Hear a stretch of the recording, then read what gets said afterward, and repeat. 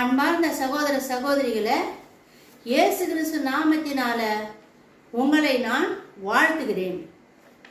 சென்ற நிகழ்ச்சியில் நம்ம என்ன பார்த்தோம்னா, அதாவது 1,44,000 பேரை முத்திரை இடுவதற்காக சூரியன் உதிக்கும் திசையிலிருந்து தேவதூதன் ஏறி வந்தார் அப்படின்ற செய்தியை நம்ம பார்த்தோம்.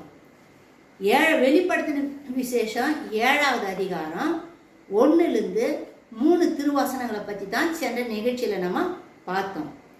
இப்போ 1,44,000 பேர் பாகம் 2 அப்படின்ற தலைப்பில் இப்போ நம்ம பார்க்க போகிறோமா. இஸ்ரவேலின் ஒவ்வொரு கோத்திரத்தினின்றும் 12,000 பேர்கள் வீதம், மொத்தம் ஒவ்வொரு கோத்திரத்திலையும் 12,000ன்றாங்க. அப்போ 12 கோத்திரத்தில் எவ்வளோ பேர்? 12,000 அந்த மாதிரி 12,000 12ஆல் பெருக்குனா இல்லை 12,000 12 முறை கூட்டி பார்த்தா வர நம்பர் 1,44,000 பேர் வருதுங்க. ஒவ்வொரு கோத்திரத்திலையும் 12,000 பேர் முத்திரையிடப்பட்டார்கள் அப்படின்னு வசனம் சொல்லுதுங்க. அப்போ 12 கோத்திரத்தையும் இந்த மொத்த தொகை, இந்த 12 கோத்திரத்திலையும் முத்திரையிடப்பட்ட மொத்த தொகை தான் 1,44,000 பேர். அப்போ ஒவ்வொரு கோத்திரத்திலையும் 12,000 பேர் முத்திரையிடப்படுறாங்க. அந்த 12,000 பேருன்றது கூட அந்த நம்பர் குறைவான ஒரு எண்ணிக்கை தாங்க. ஏன்னா இப்பெல்லாம் இருக்கிற சபைகளில் 10,000, 15,000, 50,000, 1,00,000 அப்படியெல்லாம் சர்ச்சிலேயே மெம்பர்ஸ் அவ்வளோ பேர் இருக்கிறாங்க. ஆனால் இங்கே ஒரு கோத்திரத்துலேயும் 12,000 பேர் அப்படின்றது குறைவான ஒரு எண்ணிக்கை தாங்க. நிறைய பேர் ஒரு கோத்திரத்திலேயும் நிறைய லட்சக்கணக்கான பேர் இருக்கிறாங்க. ஆனால் கடவுளால் தேர்ந்தெடுக்கப்பட்டவங்க இவங்க. இந்த 12,000 பேர் ஒரு கோத்திரத்திலையும் பிதாவாகிய தேவனால தேர்ந்தெடுக்கப்பட்டவங்க. 1,44,000 பேர்கள் ஆபிரகாமின் வித்தாக பூமியின் மேல் வாழும் இஸ்ரவேல் மக்களின் அன்றைய வம்சத்தவர்கள் ஆவார்கள். ஆபிரகாம் வழியில வந்தவங்க, அதாவது பழைய ஏற்பாட்டு காலத்துல ஆபிரகாம் வயிற்றுல ஈசாக்கு பிறந்தாரு, ஈசாக்கு வயிற்றுல யாக்கோபு பிறந்தாரு. யாக்கோபுக்கு 12 பிள்ளைங்க பிறக்கிறாங்க. அந்த 12 பிள்ளைங்க தான் 12 கோத்திரம் அப்படின்னு சொல்றோம். அப்ப இவங்கெல்லாம் பழைய ஏற்பாட்டு காலத்துல ஆபிரகாமுடைய வித்தாக பூமியின் மேல் வாழும் இஸ்ரவேல் மக்களின் அன்றைய வம்சத்தவர்கள் ஆவார்கள். பழைய ஏற்பாட்டு காலத்தில் இருந்த அந்த 12 வம்சத்தை சேர்ந்தவங்களாம் இந்த 1,44,000 பேர். இவர்கள் இயேசு கிறிஸ்துவின் இரத்தத்தினால் கழுவப்பட்ட ஆவிக்குரிய இஸ்ரவேலர்கள் இல்லை. தயவு செய்து இந்த விஷயத்தை ஊழியக்காரா இருந்தாலும் சரி, யாரா இருந்தாலும் சரி, தெளிவாக புரிஞ்சுக்குங்க. இந்த 1,44,000 பேர் இயேசு கிறிஸ்து இரத்தத்தினால கழுவப்பட்ட ஆவிக்குரிய இஸ்ரவேலர்கள் இல்லை. பிதாவினால தேர்ந்தெடுக்கப்பட்ட பழைய ஏற்பாட்டு காலத்து யாக்கோபனுடைய 12 வம்சத்தை சேர்ந்தவங்க.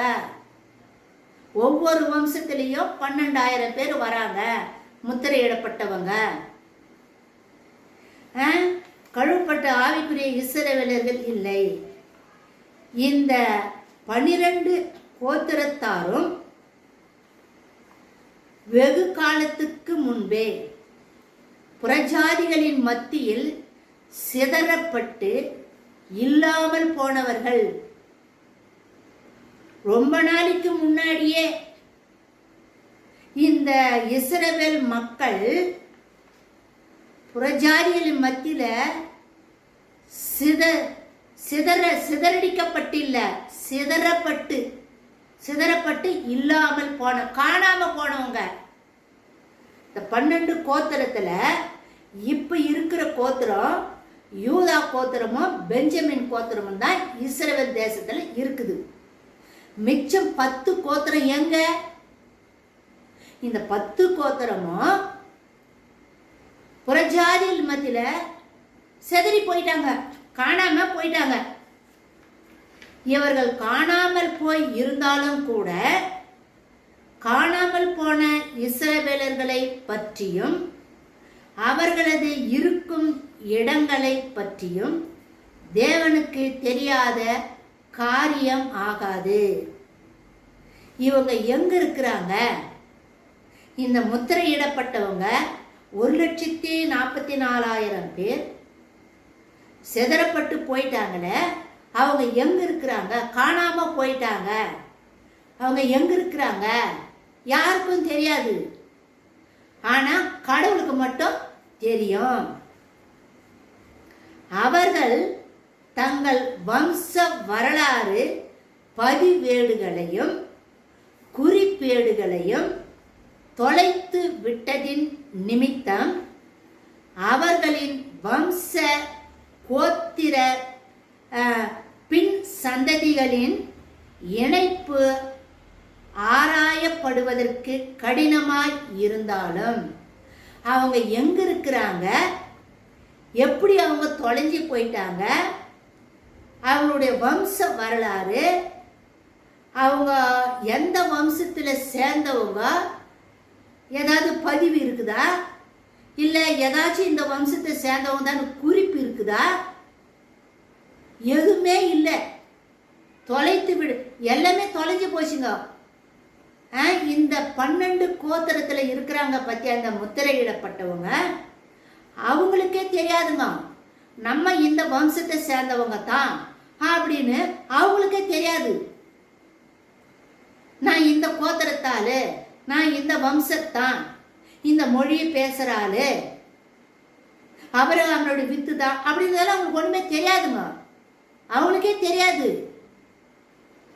தொலைத்து விட்டதின் நிமித்தம் அவர்களின் வம்ச கோத்திர பின் சந்ததிகளின் இணைப்பு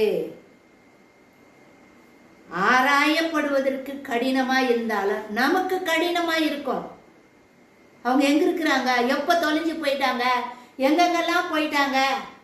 இயேசு சாமி இந்த பூமிக்கு வரும்பொழுது கூட யூதா கோத்திரம் தான் இஸ்ரவேல் தேசத்துல இருந்துச்சு. யூதா கோத்திரமா பெஞ்சமின் கோத்திரம் தான் இருந்துச்சு. யூதா கோத்திரத்துல தான் இயேசு சாமி வந்து பிறந்தாரு. அவர் இந்த பூமியில வந்து பிறக்கிறதுக்கு முன்னாடியே, பல 100 ஆண்டுகளுக்கு முன்னாடியே, பல 1000 வருடங்களுக்கு முன்னாடியே தொலைந்து போன இஸ்ரவேல் வம்சத்தார் இவங்க. புறஜாதிகளின் மத்தியில சிதறி போயிட்டாங்க, காணாம போயிட்டாங்க. இவங்க எந்த வம்சம், என்ன மொழி பேசுவாங்க, இவங்க வம்சம் ஒண்ணுமே தெரியாதுங்க. அவங்களுக்கே தெரியாது. இது இணைப்பு ஆதாரங்களுக்கு கடினமா இருந்தாலும் தேவனுக்கு அவர்கள் யார், எங்கு இருக்கிறார்கள் என்று நன்றாக தெரியும். தேவனுக்கு தெரியும். இந்த 1,44,000 பேர் முத்திரையிடப்பட்டவங்கன்னு சொல்லி சொல்றோம் பத்தியா, இவங்க யார் அப்படின்றத இந்த பூமியில யாருக்கும் தெரியாது. கடவுள் பிதாவாகிய தேவனுக்கு மட்டும்தான் இந்த 1,44,000 பேர் யாரு, எங்க இருக்கிறாங்க, எந்த நாடு, எந்த ஊரு, எந்த கோத்திரத்தை சேர்ந்தவன் அப்படின்னு நம் பிதாவாகிய தேவனுக்கு மட்டும்தான் தெரியும். வேற யாருக்கும் தெரியாதுமா. இப்ப கூட ரீசெண்டா மணிப்பூர்ல கலவரம் நடந்துச்சு. அந்த மணிப்பூர்ல இருக்கிற மக்கள் இந்த 12 கோத்திரத்துல ஒரு கோத்திரத்தார் தான் அப்படின்னு வேத ஆராய்ச்சியாளர்கள் சொல்றாங்க.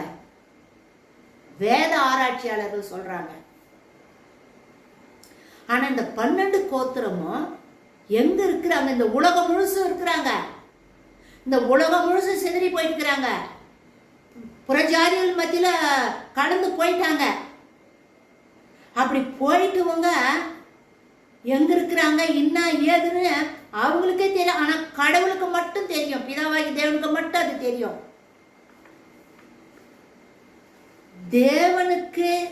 தேவனுக்கு அவர்கள் யார், எங்கு இருக்கிறார்கள் என்று நன்றாக தெரியும்.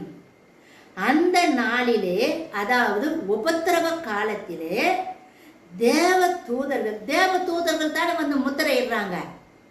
ஒவ்வொரு கோத்திரத்திலும் 12,000 பேருக்கு தேவ தூதர்கள் தான் வந்து முத்திரையிடுறாங்க. பிதாவுடைய நாமத்தை ஒவ்வொருத்தருடைய நெத்திலையும் எழுதுறாங்க.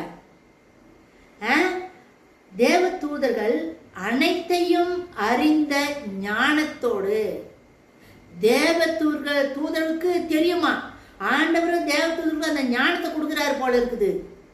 அந்த ஞானம் தேவன் அளிக்கிற அந்த ஞானத்தோடு தேவ தூதர்கள் கடந்து போய் ஒவ்வொரு கோத்திரத்தில் 12,000 வீதம் 12 கோத்திரத்தில் முத்திரையிடுவார்கள்.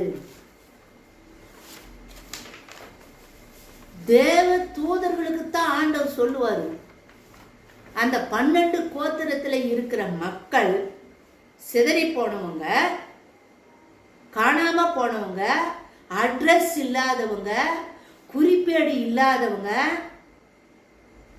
இந்த பூமியில ஒரு மனுஷனுக்கும் தெரியாது. நம் ஆண்டவராகிய தேவன் பிதாவுக்கு மட்டும்தான் தெரியும். அதனால நம் ஆண்டவராகிய தேவன் அவர்களை பற்றி, காணாம போன நம்ம ஆபிரகாம் சந்ததியாகிய இஸ்ரவேல் மக்களை நம் பிதாவாகிய தேவன் தேவ தூதர்களுக்கு சொல்றாரு. தேவ தூதர்கள் கடவுள்கிட்ட அந்த உத்தரவை பெற்று அந்த ஞானத்தோடு யார் முத்திரையிட சொல்றாரோ அவங்களுக்கு போய் தேவ தூதர்கள் முத்திரை போடுறாங்க. இந்த பூமியில ஒருத்தருக்கும் அவங்க யாரு எங்க இருக்கிறாங்க ஒன்றும் தெரியாதுமா. பிதாவாகிய தேவன் தேவ தூதர்களுக்கு சொல்றாரு. தேவ தூதர்கள் போய், அதனால்தான் பிதாவுடைய கரத்திலிருந்து அந்த முத்திரை கோலை பெற்றுக்கொண்ட தூதர்கள் அப்படின்னு 2வது வசனத்துல நம்ம பார்த்தோம். அந்த தேவ தூதர்கள் வந்து முத்திரையிடுறாங்க. அப்படி உபத்திரவ காலத்தில் முத்திரையிடப்பட்டவர்கள் தான் 1,44,000 பேர் ஆவார்கள். எப்படி இயேசுவின் பிறப்பை காண்பதற்காக சிமியோனும் அன்னாலும் ஆவலோடு காத்து கொண்டு இருந்தார்களோ, அதே போலவே இந்த 1,44,000 பேரும் தங்கள் மெசியாவின் வருகைக்கு காத்து கொண்டு விழிப்புடன் இருப்பவர்கள். நம்ம இயேசு சாமி இந்த பூமியில வந்து மனிதனாக பிறக்கிறாரு, அவரை பார்த்துட்டு தான் நான் சாவேன் அப்படின்னு சிமையோன் வந்து ஆண்டவர்கிட்ட வாக்கு பெற்றிருந்தாரு. 8ஆம் நாள்ல விருத்த சேதனம் செய்யும் பொழுது நம்ம இயேசு கிறிஸ்துவ தேவாலயத்தில் சென்று பிரதிஷ்டை செய்யும் பொழுது சிமையோன் பார்த்துட்டார். அதே மாதிரி அண்ணாலும் பார்த்தாங்க. இவங்க 2 பேரும் ஆவலோடு காத்துட்டு இருந்தவங்க, மெசியாவின் வருகைக்காக ஆவலோடு இவங்க காத்துட்டு. இதே போலதான் இவங்களுக்கு எப்படி ஆவல் இருக்குதோ, தாகம் இருக்குதோ, அதே போலத்தான் இந்த 12 கோத்திரத்தில் இருக்கிற அந்த 1,44,000 பேரும் மெசியாவின் வருகைக்காக ஆவலோடு காத்து கொண்டு விழித்திருக்கிறாங்களாம். எப்ப வருவாரு, மெசியாவை பார்க்கணும் அப்படின்னு ஆவலோடு காத்துட்டு இருக்கிறவங்களாம் இவங்க. இந்த 12 கோத்திர பட்டியலில் தான் கோத்திரமும் எப்ராயிம் கோத்திரமும் விடுபட்டு போய்விட்டது. அதற்கு பதிலாக மனாசே கோத்திரம் சேர்க்கப்பட்டு உள்ளது. அதாவது ஒவ்வொரு கோத்திரத்திலையும் யாக்கோபுக்கு பிறந்த 12 பிள்ளைகள், அந்த 12 பிள்ளைகள்ல ஒவ்வொரு பிள்ளைக்கு ஒவ்வொரு கோத்திரத்திலையும் 12,000 பேரும் முத்திரையிடப்படுறாங்க. அப்போ 12 கோத்திரத்திலையும் 12,000 1,00,000 மொத்தம் சேர்த்தாக்கா 1,44,000 பேர் வராங்க. ஆனா இங்க ஒண்ணு என்னன்னாக்கா, இந்த 12 கோத்திரம் வருது பத்தியா, யாக்கோபு வயிற்றுல பிறந்த அந்த 12 பேர்கள் தான் 12 கோத்திரம். அதுல ஒருத்தருடைய பேர் இந்த பட்டியல இல்லைங்க. யார் அப்படின்னு சொல்லி சொன்னா தான் கோத்திரம் இதுல இல்லை. இந்த பட்டியல 12 கோத்திர பட்டியலை நம்ம படிக்கிறோம் பத்தியா, இந்த 12 கோத்திர பட்டியல தான் கோத்திரம் விடுபட்டு போயிடுச்சு, நீக்கப்பட்டு போயிடுச்சு. தான் கோத்திரத்துக்கு பதிலாக மனாசே கோத்திரம் உள்ள வந்து சேர்த்துக்கிட்டாங்க. அப்போ ஏன் தான் கோத்திரம் விடுபட்டு போயிடுச்சு, முத்திரையிடப்படாம விடுபட்டு போயிடுச்சு, என்ன காரணம்? அதுக்கு பதிலாக மனாசே உள்ள வராரு. மனாசே யாருன்னாக்கா யாக்கோபனுடைய 2 பிள்ளைங்க, யோசேப்பினுடைய 2 பிள்ளைங்க, யோசேப்பினுடைய 2 பிள்ளைங்க எகிப்துக்கு போனார் பத்தியா. எகிப்துல வந்து ஒரு ஆசாரியனுடைய மகளை திருமணம் செஞ்சுக்கினார ஆசினாத். அந்த அந்த பெண்ணுக்கு பிறந்தவங்க தான் 2 ஆண் பிள்ளைங்க. மூத்தவன் மனாசே, இளையவன் வந்து எப்ராஹிம். இந்த 2 பிள்ளைங்கள்ல மனாசே வந்து தான் எடுக்கப்பட்டுட்டாரு, தான் கோத்திரம் நீக்கப்பட்டுச்சு. அதுக்கு பதிலாக மனாசே கோத்திரத்தை உள்ள சேர்த்துக்கிட்டாங்க. இது எப்படி சேர்த்தாங்க, ஏன் சேர்த்தாங்க அப்படின்ற நிகழ்ச்சியை நம்ம அடுத்த வீடியோவில் நம்ம பார்க்கலாங்க. இப்போ இது உங்களுக்கு புரியுதுங்களா? இந்த 1,44,000 பேர் யார் அப்படின்னா 12 கோத்திரத்திலையும் அபிரகாமனுடைய வித்தாக, பழைய ஏற்பாட்டு காலத்துல அபிரகாமனுடைய வித்தாக இந்த பூமியில புறஜாதிகள் மத்தியில சிதறி போயிட்டவங்க, காணாம போயிட்டவங்க, அவங்க எங்க இருக்கிறாங்க, யாரு, அவங்க வம்ச வரலாறு, எங்க பிறந்தாங்க, எந்த வம்சத்தை சேர்ந்தவங்க, எங்க இருந்தாங்க, அவங்க இருப்பிடம், அந்த குறிப்பேடு எதுவுமே கிடையாதுங்க. அவங்களுக்கே தெரியாது. அந்த 1,44,000 பேர் தேவதூதன் வந்து முத்திரையிடுறாங்க பாரு, அந்த முத்திரையிட வர்றவங்களுக்கு நான் இந்த கோத்திரம் தானா அப்படின்னு அவங்களுக்கே தெரியாதுங்க. ஆனா நம்ம ஆண்டவராகிய தேவன், பிதாவாகிய தேவனுக்கு மட்டும்தான் தெரியும் அந்த 12 கோத்திரம். ஏன் அப்படின்னு சொல்லி சொன்னாக்கா, எப்படி ஆகாப்பு மன்னன் காலத்துல 7,000 பேரை பாகாலுக்கு முன்னாடி வணங்காத 7,000 பேரை மறைச்சி வச்சிருந்தாரோ, அதே போல இந்த உபத்திரவ காலத்துல 1,44,000 பேரை தேவன் மறைச்சு வைக்கிறாரு. ஏன் மறைச்சு வைக்கிறாரு, என்ன காரணம் அப்படின்னு சொல்லி சொன்னாக்கா, இந்த 1,44,000 பேரும் பரலோக பராமரிப்புக்காக ஒதுக்கப்பட்டவர்கள், தனிமைப்படுத்தப்பட்டவர்கள், பிரித்தெடுக்கப்பட்டவர்கள். அந்த 12 கோத்திரத்திலையுமே பிரித்தெடுக்கப்பட்டவர்கள். இவங்க பரலோக பராமரிப்புக்காக பிரித்தெடுக்கப்பட்டவர்கள் அப்படின்ற செய்தியை சொல்றதுக்காகத்தான் 1,44,000 பேருக்கு முத்திரை போடப்பட்டது அப்படின்னு வெளிப்படுத்தின விசேஷம் 7வது அதிகாரத்துல நம்ம பார்க்கிறோம். அதனால நம்ம ஆண்டவராகிய தேவன் செய்கின்ற ஒவ்வொரு காரியமும் இஸ்ரவேல் மக்களுக்கு நன்மையா தான் இருக்கும். அதுவும் உபத்திரவ காலத்துல அஞ்சா நெஞ்ச உடையவங்க தைரியமா இருப்பாங்களாம்.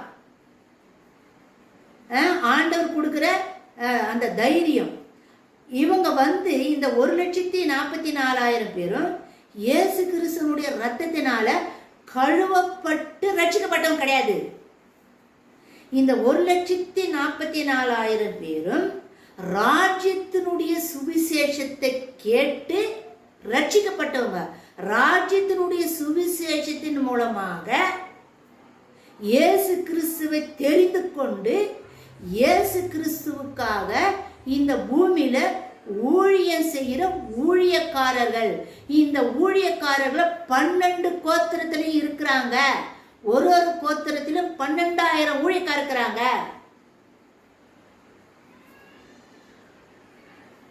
ஒரு 1,44,000 பேரு. அதனால இந்த முத்திரையிடுகிற இந்த பணியானது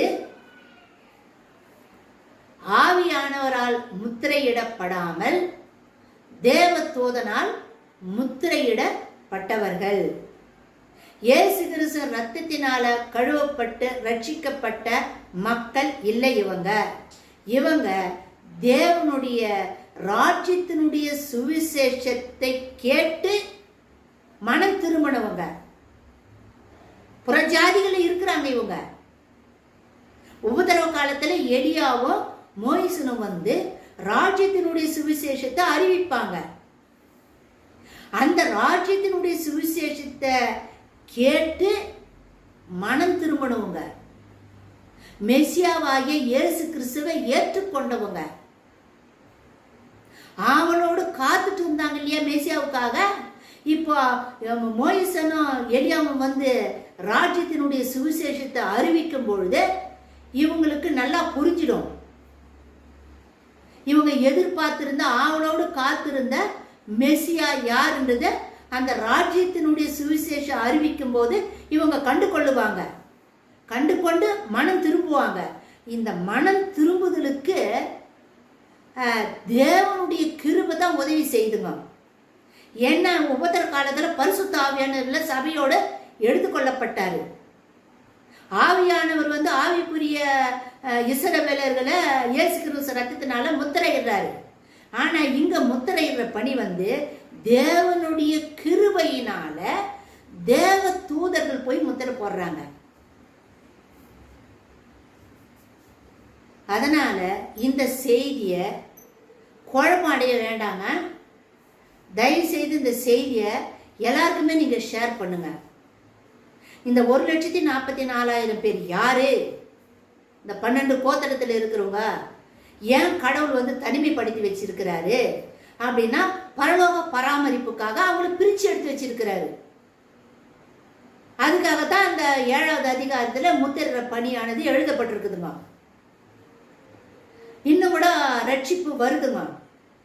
புறஜாதிகள்ல அடுத்தது நம்ம இது வரைக்கும் 8 வசனம், 4வது வசனத்திலிருந்து 8வது வசனம் வரைக்கும் தான் இப்ப நம்ம பார்த்துருக்கிறோம். முத்திரையிடப்பட்டவர்கள் ஒவ்வொரு கோத்திரத்திலையும் 12,000 பேர் முத்திரையிடப்பட்டிருக்கிறாங்க அப்படின்ற செய்தி இப்ப நம்ம பார்த்துட்டோம். 9வது அதிகாரத்திலிருந்து 9வது வசனத்துல இருந்து 17வது வசனம் வரைக்கும் அடுத்த வீடியோல நம்ம பார்க்க போறோம். இவங்க ஒரு கூட்டம் ரட்சிக்கப்பட்டாங்க இல்லையா, முத்திரையிடப்பட்டாங்க. தேவனுடைய பிதாவுடைய நாமத்தை ஒவ்வொருத்தருடைய நெத்திலையும் எழுதுறாங்க. பகிரங்கமா இவங்க தேவனுடைய பிள்ளை தானே வெளியரங்கமா நல்லா தெரியுது. ஆனா இந்த 1,44,000 பேர் இல்லாம இன்னும் நிறைய பேர் ரட்சிக்கப்படுறாங்க. அடுத்து 9வது வசனத்திலிருந்து நம்ம அதை பார்க்க போறோம். அதுக்கு முன்னாடியே விடுபட்ட தான் கோத்திரம் ஏன் விடுபட்டு போச்சு, மனாசே கோத்திரம் எப்படி வந்துச்சு அப்படின்ற செய்தியை நம்ம அடுத்த வீடியோல நம்ம பார்க்க போறோம். அதனால இந்த 1,44,000 பேர் யார் என்ற செய்தியெல்லாம் நீங்க கேட்டு தெரிஞ்சுக்கிட்டு உங்க ஃப்ரெண்ட்ஸுங்களுக்கு சொல்லுங்க, சர்ச் மெம்பர்ஸுக்கு சொல்லுங்க, உங்க வீட்டில் இருக்கிறவங்களுக்கு ஷேர் பண்ணிக்கோங்க. நிறைய பேரு இந்த 1,44,000 பேர்ன்றது ஆண்கள் மட்டும்தான் சொல்றாங்க. அப்படி கிடையாது, ஆண்கள் மட்டும்தான் எழுதியிருக்குது. 1,44,000 பேர் அப்படின்னு மட்டும் தான் எழுதியிருக்கு, ஆண் அப்படின்னு மட்டும் கிடையாது. இவங்க பெண்களோடு தங்களை கரைப்படுத்தி கொள்ளாதவர்கள் அப்படின்னு 14வது அதிகாரத்தில் வருதுங்க. அந்த இடத்துல இவங்க பெண்களோடு கரைப்படுத்தாதவர்கள் அப்படின்ற விஷயத்த 14வது அதிகாரத்தில் நம்ம பார்ப்போம், விரிவா பார்ப்போம். கரைப்படுத்தாதவர்கள், பெண்களோடு தங்களை கரைப்படுத்தாதவர்கள் யார், ஏன் கரைப்படுத்தல, இன்னும் அதுக்கு அர்த்தம் அப்படின்றத 14வது அதிகாரத்துல நம்ம பார்க்குவோம். அதனால தயவுசெய்து லைக் பண்ணுங்க, உங்கள் ஃப்ரெண்ட்ஸுங்களுக்கெல்லாம் இந்த செய்தி சொல்லுங்க. சந்தேகம் வேண்டாமா, தெளிவாக எழுதியிருக்குது. ஒவ்வொரு கோத்திரமும் பேர் எழுதி, அந்த கோத்திரத்தில் 12 பேர், ரூபன் கோத்திரம் 12 பேர், ஆசர் கோத்திரம் 12 பேர், லேவி கோத்திரம் 12 பேர், யூதா கோத்திரம் 12 பேர், 12,000 12 பேர் 12,000. அது மாதிரி ஒவ்வொரு கோத்திரத்திலையும் 12,000 பேரை மென்ஷன் பண்ணிக்கிறாங்க. அதனால இந்த 1,44,000 பேர் பழைய ஏற்பாட்டு காலத்து 12 கோத்திரத்தில் வர ஊழியக்காரர்கள். இந்த 1,44,000 பேரும். புரிஞ்சுதுங்களா? இந்த விஷயத்தை நீங்கள் மற்றவங்களோட கூட ஷேர் பண்ணிக்கோங்க, சொல்லுங்க. அடுத்த வீடியோவில் நம்ம புறஜாதிகள் இந்த மக்கள் எப்படி ரட்சிக்கப்பட்டு வராங்க, அவங்கள பற்றி இன்னும் என்ன செய்தி சொல்லுது அப்படின்றத பற்றியெல்லாம் நம்ம பார்க்கலாமா. குரூப் குரூப்பாக ரட்சிக்கப்பட்டு வராங்க. அது வசனம் நம்மளுக்கு தெளிவாக தான் எழுதி இருக்குதுமா. நம்ம குழப்பணியவே வேண்டாம். நம்ம ஆவிக்குரிய இஸ்ரவேலர்கள். இங்கே வம்சத்து பேரை மென்ஷன் பண்ணி இருக்குதுமா. அதனால் கற்பு அழியாத ஆண்கள் தான் 1,44,000 பேர்ன்ற செய்தியெல்லாம் சொல்லின்னு வராங்க. அதெல்லாம் தவறான செய்திங்க. நல்ல தெளிவாக கோத்திரத்தினுடைய பேரெல்லாம் எழுதப்பட்டிருக்குது. அதனால் எப்படி அவங்க காணப்படுறதால நம்ம இப்போ செய்தியில் நம்ம பார்த்தோம். எல்லாருக்கும் ஷேர் பண்ணுங்க, லைக் பண்ணுங்க. உங்கள் விருப்பங்க. லைக் பண்ணுறதுக்கும் சப்ஸ்கிரைப் பண்ணுறதுக்கும் கமெண்ட்ஸ் கொடுக்கறதுக்கும் மனசு தான் காரணமும். நல்ல மனசு இருந்தால் தான் இது செய்ய முடியும். என்னுடைய வாட்ஸ்அப் குரூப்பில் 200 பேருக்கு மேலே இருக்கிறாங்க. இது வரைக்கும் 49 பேர் தான் சப்ஸ்கிரைப் பண்ணியிருக்கிறாங்க. ஒரு 62 பேர் கமெண்ட்ஸ் கொடுத்துருக்குறாங்க. மீதி பேரெல்லாம் மனசு வேணுங்க. இந்த செய்தி உங்களுக்கு எப்படி இருக்குது? நல்லதா தெரியுதா? இல்லை பிடிக்கலையா? இல்லை எந்த இடத்துல தவறு இருக்குது அதை நீங்கள் சுட்டி காட்டுங்களேன். நான் தாராளமாக ஏற்றுக்கிறேங்க. தவறாக இருந்தாலும் ஏற்றுக்கிறேன், எதாக இருந்தாலும் நான் ஏற்றுக்கிறேங்க. நீங்கள் கமெண்ட்ஸில் சொல்லுங்கள். அடுத்த நிகழ்ச்சியில் நம்ம சந்திப்போம். மாரநாதா.